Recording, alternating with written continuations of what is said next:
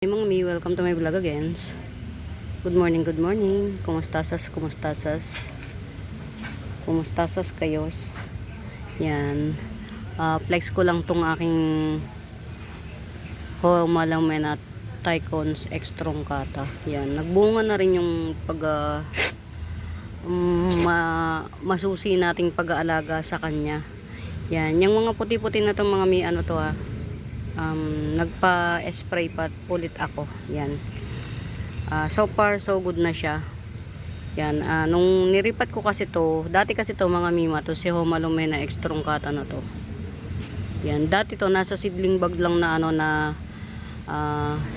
by 4. Sabi ni mami, sabi ng nanay ko, masyadong maliit yung pot na pinaglagyan mo. Ilipat mo na siya sa malaking pot. Siguro mga ilang panahon pa bago ako nagkaroon ng courage. Tama ba ako? Nang tapang na ilipat siya. Ilang panahon pa. Yan. So far okay na. Yan. Nung inilipat ko to mga mima to, nung inilipat ko siya, nag-down siya ng 4 na dahon. Tapos, habang nagda-down siya ng dahon, nagdadahon naman siya. Continue siya ng dahon. Pero mas mabilis yung pagdadahon ng dahon.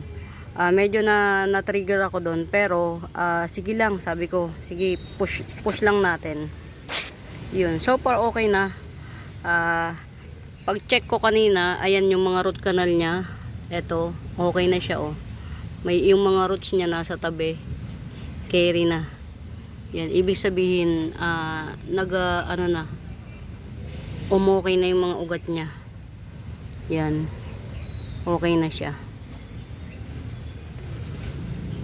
Palalakihin na lang natin to mga mima.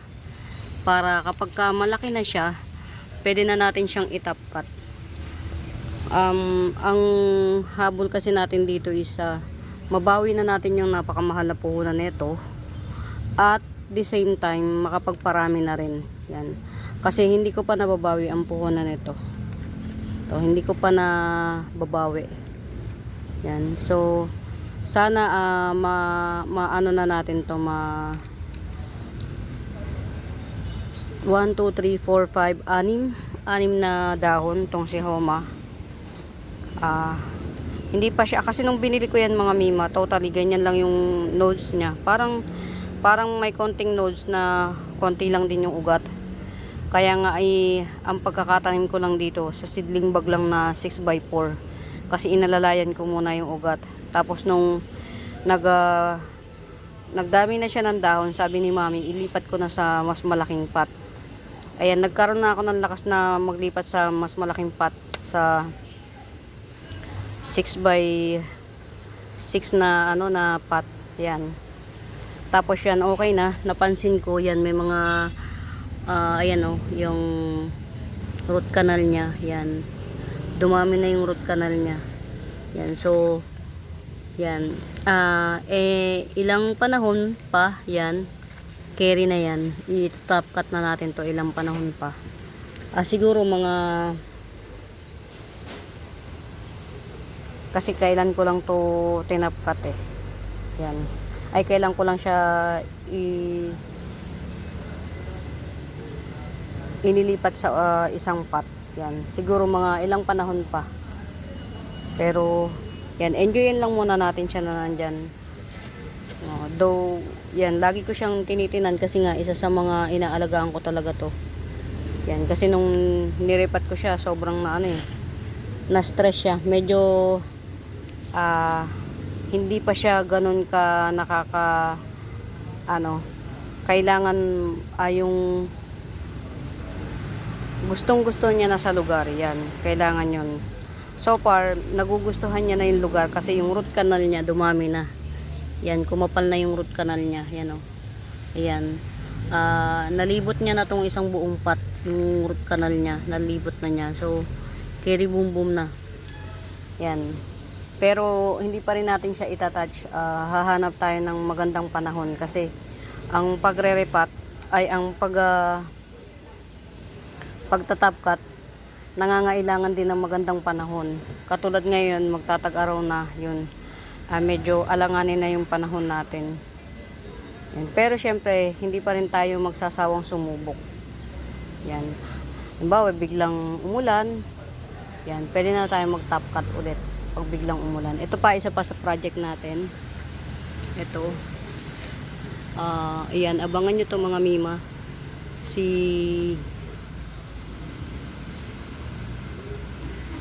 Yun limot na yung pangalan.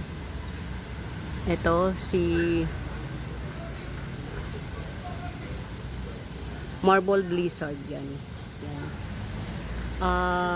Base cut to na may dalawa yung naging puno niya. Yan, kaya maswerte tayo. Base cut. Dalawa yung naging puno niya. Pero syempre, bata pa kasi. Bata pa yung puno niya, yan Yan, isa sa mga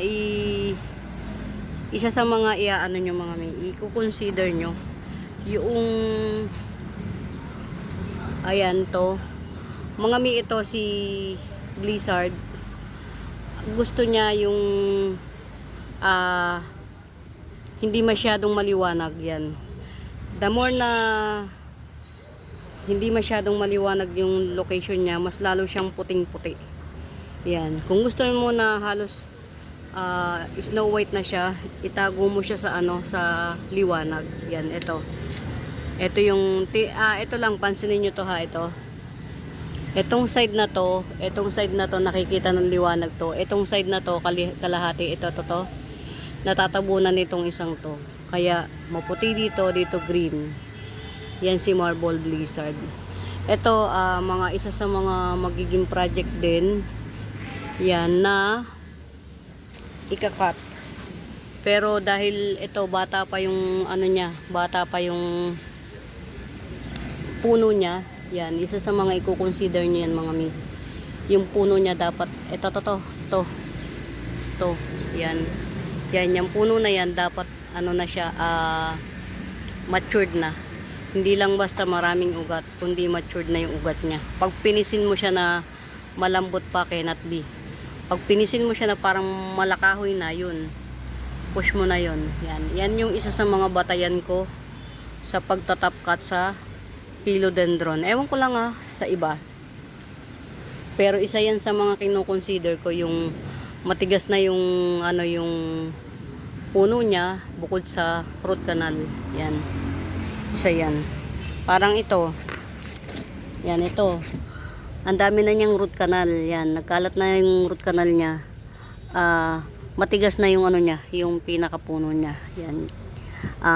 Pwede na tong i-top cut kung tutuusin. Kaya lang wala pa tayong lakas ng loob kasi ang haba ng dahon nito.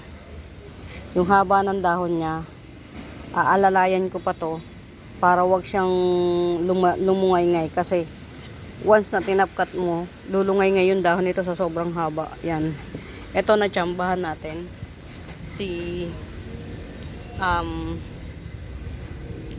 variegated jungle fever. Yan. Natsambahan natin na kineri bumbum niya. Ayan yung kung napapansin niyo yung sorry. Kung napapansin niyo yung niya, yung pinaka murang dahon niya. Yan. Yung pinakamurang dahon niya, kung napapansin nyo, umangat na siya. Yan. Umangat na siya. Dati, kulay brown lang yan. Kulay brown. Ngayon, umangat na yung pinakamurang dahon niya. So, meaning to say, maganda yung pagkakatapkat niyan. Yan. Isa pa sa mga tinapkat natin na successful, ito tong si Black Cardinal. Yan, successful ang pagkakatop cut. Yan, isa sa mga nag-success na kahit na medyo nag-iinit na siya. Yan, successful. Maganda ang pagkakatop cut niya. Yan. Actually, marami kong tinap cut, hindi ko na makita yung iba. Basta kasi pagka nag-top cut ako, yun. tinatago ko lang sa kung saan lang yung lugar na pwede nating ilagay sa mahalumigmig siya. Yan, ito okay na siya, nagbabalik alindog na siya. Nag-iisa na lang na Homa Tycons ko. Yan, good genes, very very good genes na Homa Tycons yan. Meron na naman tayong soon to be na aalagaan ito yung baby niya. Yan, pero sa ngayon hindi na muna tayo, palalakihin muna natin to para maging kumbaga may ma-enjoy naman tayo dito sa lugar kasi medyo yun na yung apple na yung ating ito. Yan, hindi na tayo masyadong kumbaga kailangan kahit papaano meron din na naman natitira sa atin. Yan, kasi masarap din mag-alaga ng yung nabebenta mo. Bukod sa nabebenta mo ay nagiging naaalagaan nung pinagbebentahan mo. At the same time, kahit papaano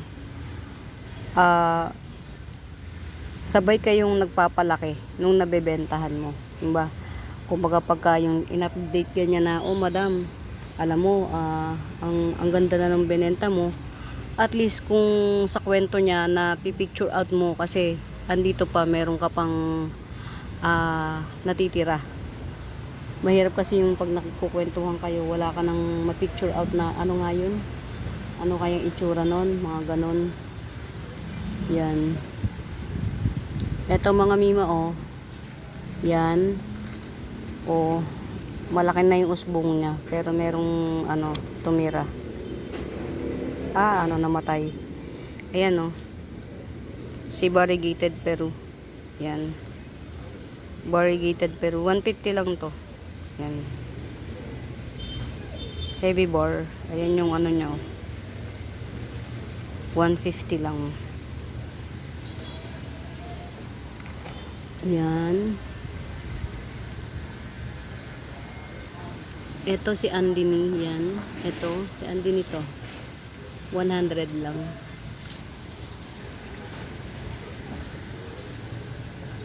Meron pa akong isang bet na i-top cut. Yan, talagang iintayin ko na lang siyang mag-unpearl. Ang ganda ng jeans nito mga mi. Swerte nung mga nakabili sa akin nito. To si Florida Ghost. Kasi mga mi, alam niyo kung bakit. Nakikita niyo yan, nagbabar si Florida Ghost to. Yan, si Florida Ghost kasi yung bagong dahon niya, golden lang. Ayan, nakikita nyo, may variegation. Yan, so yung mga nakabili sa akin ng Florida Ghost, ayan, mga mima,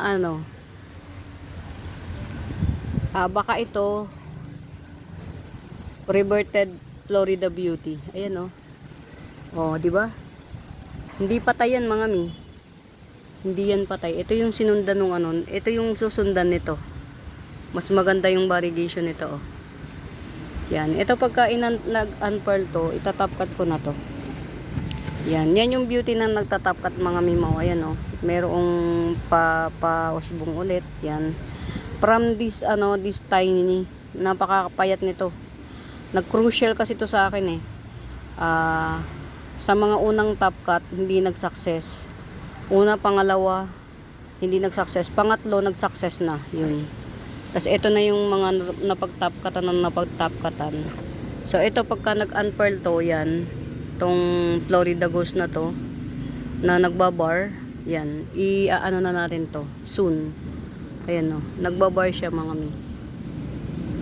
Baka Florida Beauty to na, na nag-revert. Ayan, hopefully, malay nyo. Yan.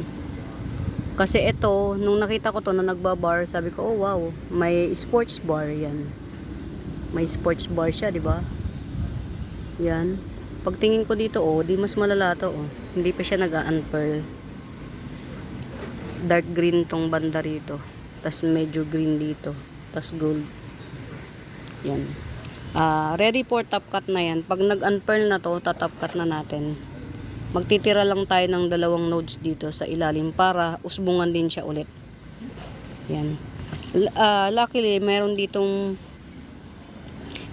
natungtungan ng ugat niya dito, oh. So, hindi na tayo magpapa active ng root canal. Meron ng root canal na antimano active. Ganda. Yan, swerte yung makakabili nito. Pero, maghihintay tayo na lumamig yung panahon. Or, pagka nag-unfurl yan, sa gabi ko siya itatop cut. Tapos, umagahan ko siya itatanim. Kasi ito, masyadong mainit dito. Hindi siya pwedeng, pag gabi, tas gabi pa ulit itatanim. Hindi. Kahit pa sabihin mong yung root canal niya, may active na root canal, hindi pwede kasi masyadong mainit, malalanta siya. Cannot be to be. Yan.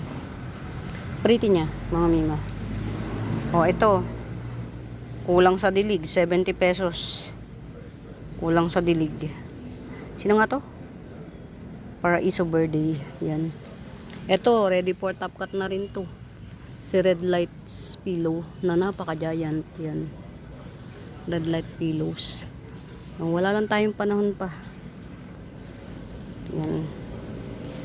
Enjoy lang muna natin yung buhay natin. Yan. Sobrang, tao dito. Yan. Ito mga mima, ha. O, ha. Haba na. Ang haba ng necktie, oh. Ang haba na. 250 lang to sa necktie. Sa necktie, Antorium necktie. Yan.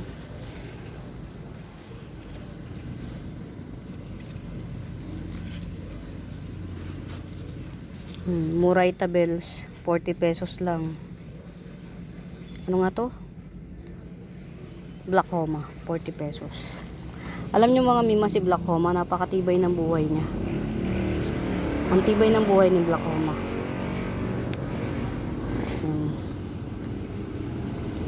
Tao dito. Yan. Ito, tatanim ko to. Si Wenlandi ay Syngonium na runner to. Yan, dyan muna natin para hindi siya hindi siya Yan, ito yung isa sa mga bagong dating. Yan. Di ba may silver pelea mga mima? Ayan, bronze yan. Yan. Paaanohin lang natin, pagagandahin lang natin yan. Hindi siya maselan. Hindi maselang alagaan. Tapos ito, yan, bagong dating. At saka ito, ano nga to? Si Antorium octopus. Octopus Antorium yan. Ayan, ito oh, di ba? Si silver pelea. Yan, kalahi ito nito. Yan, pero ito mas maganda. Yan. Kasi yung muscle niya mas marami. Mas maraming muscle, mas maganda. Yan. Di ba bongga? Mas maraming muscle, mas magandas. Yan. Ito pa oh. Mas malaki na to. 50 pesos lang. Black Homa. Yan. Hindi magandang mag-flex ngayon mga mima kasi chararat yung yung mga dahon may mga puti-puti. Yan, pasyal-pasyal ko na lang kayo. Hindi magandang mag-flex kasi yung mga dahon may mga puti-puti. Medyo kasi to soon. Dalawa yung running for top cut ulit. Ito si Banana Pillow at saka si Florida Ghost na parang Florida Beauty. Alis ka na. O yan mga mi. Pasyal-pasyal lang tayo. For na mga mima, happy watching. Pamain. Bye.